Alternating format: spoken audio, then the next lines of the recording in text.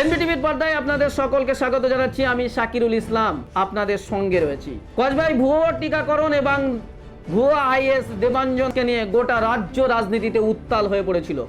আজকের এই সংক্রান্ত মামলায় কলকাতা হাইকোর্টের রায় ঘোষণা হয়েছে। কলকাতা হাইকোর্টে এই মামলায় বিরোধীরা দাবি করেছিলেন এই মামলার তদন্তের দায়ভার সিবিআইকে দেওয়া হোক, কিন্তু কলকাতা হাইকোর্টের দুই বিচারপতির ডিভিশন বেঞ্চে জানিয়ে দেওয়া হয়েছে এখানে সিবিআই এর হাতে তদন্ত দেওয়ার কোনো প্রয়োজন নেই। ফলে বিরোধীদের মুখ খুলল কলকাতা হাইকোর্টের রায়ে এবং স্বস্তির নিঃশ্বাস ফেললেন রাজ্য সরকার।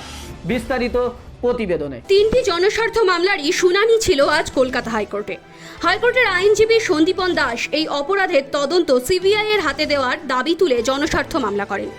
বিচারপতি ইন্দ্রপ্রসন্ন মুখোপাধ্যায় ও বিচারপতি অনিরুদ্ধ রায়ের ডিভিশন বেঞ্চে রাজ্যের তরফে অ্যাডভোকেট জেনারেল কিশোর দত্ত জানান, এই মুহূর্তে 17 সদস্যের তদন্ত কমিটি কাজ করছে। 4 জনকে গ্রেপ্তারও করা হয়েছে।